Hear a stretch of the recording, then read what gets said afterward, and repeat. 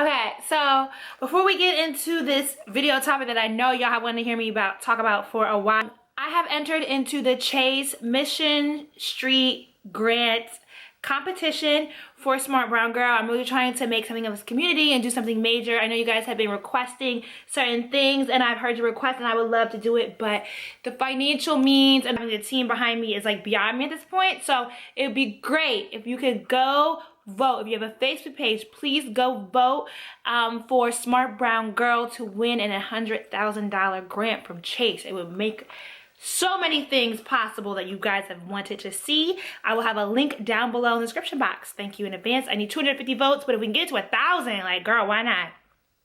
Gotta vote by the 19th. Thank you.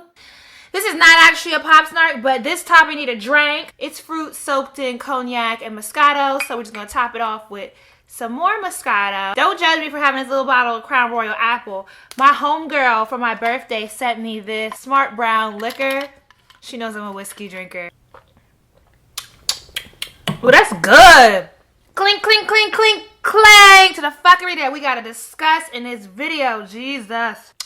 So Rachel Dolezal, look, I give not a single care if I correctly pronounce this woman's name or not. Rachel Dolezal, whatever the fuck her name is, this white woman's has been parlaying as a black woman for the past however many years out in Spokane, Washington. Was the president of NAACP, is a professor of Africana Studies, and like, do the details even really matter here?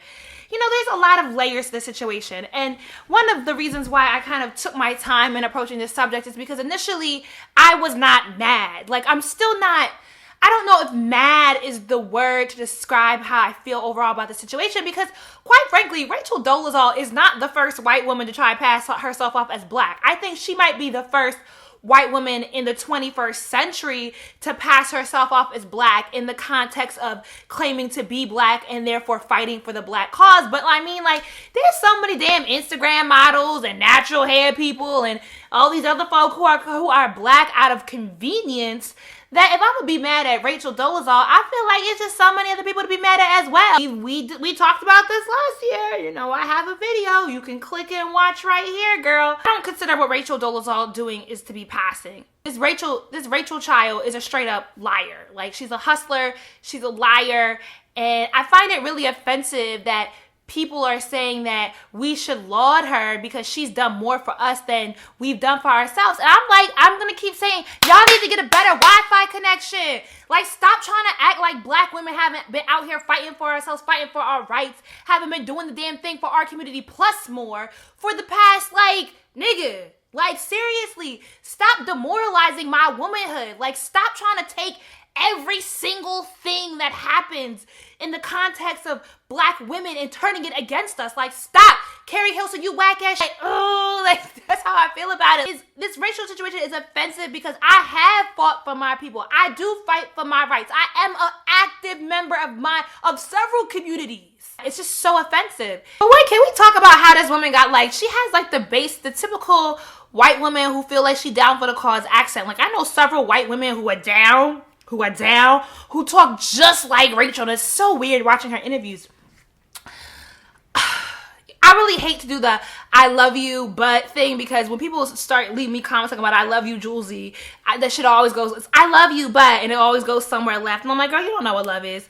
But, you know, Soror and that card too. But Soror, Melissa Harris, Perry, I waited all day. The extra New York accent on that shit all day to watch your interview, because I knew you were going to be the one person who could come hard, come correct, do it all respectfully, and really speak to the highbrow nuances, intellectual, critical thinking, whatever social construct, whatever Tumblr words you want to add to that this issue has brought about in the black community, that you would take it out of the kind of rage that black Twitter has put out of the joke, really kind of break it down why this child is wrong, one, and two, the complexities of what race really means in the world, and at least in the United States of America. I've always kind of questioned like the history that we put behind a Walter White or a Adam Clayton Powell or the various other people who were involved in, like, we're kind of like the black literati on the spectrum of whiteness. we're all the way on the European side.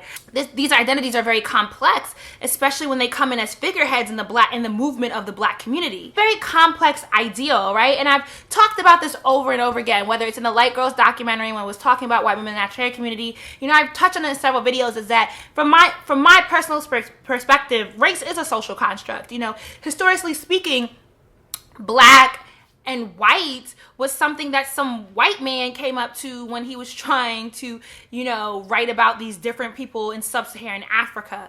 You know, race was built on physical characteristics. Really, there is only one race, the human race. However, I feel like I'm agnostic when it comes to race, and that I don't believe that we'll ever have a unified factual understanding of race, because it has been so deeply ingrained into our culture, into our history, and it's just so complex. And within the context of people that have been oppressed and subjugated, specifically America, we as a people have kind of moved forward with an identity behind what it means to be Black, and really turned it in from just a thing of physical attributes into a culture, into a community, into a sense of self and heritage that really belongs with identifying as Black in America. Now, I can't, you know, we are the one group that does not have an ethnic naming system to differentiate ourselves. So yes, in America,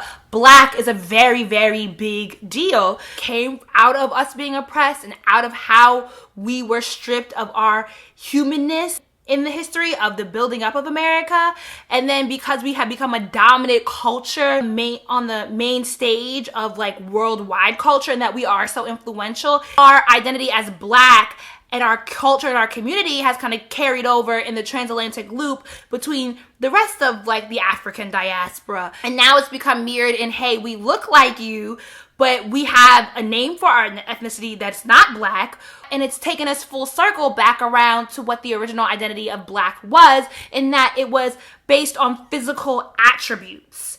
But now it's come full circle and it's taken on all this, I don't want to call it baggage, because I'm very proud of my culture and my history, but it's taken on a much larger tone, and it's become a much more complex gradient. And Rachel played up on that greatness 120%, and that's what she's doing in her interviews. I'm gonna tell you, Rachel, where you fucked up at. She used Black as a convenient means to get what she wanted. She could have did everything she has done as a white woman, and it would have been authentic. It loses all credibility now. Every Black person I have met from the state of Washington is so like nice in a kind of like a dippy way, like a girl. If Rachel really wanted to do something for Black people, if she really wanted to prove a point, she could have taken her behind to Detroit. And let's see how far she would have gotten there. When you use the oppression and the fight that Black people have actually gone through in America to get press clippings and to build yourself up as some sort of leader of this movement, she used my identity to amplify herself. And that, to me, is what's so offensive. It's like, Rachel will never understand the weight of being a Black woman and what that really, really, really means. What's hilarious is all these people out here that last year was rioting for a water lily on that Curly Nikki blog. Rachel Dolezal actually knows how to do Black hair. Where her Curly Nikki feature at, though? Let me know what your thoughts are in the comments down below. I will have a blog post up that better explains my train of thought tomorrow morning, but I wanted to get this video up because I said it was going to be up tonight. And thank you for rocking with me. Deuces! I am not going to participate in taking the bodies of Black women and assaulting them and simply using them as reasons for dividing a community. Say her name, Dejaria Becton. She deserves it.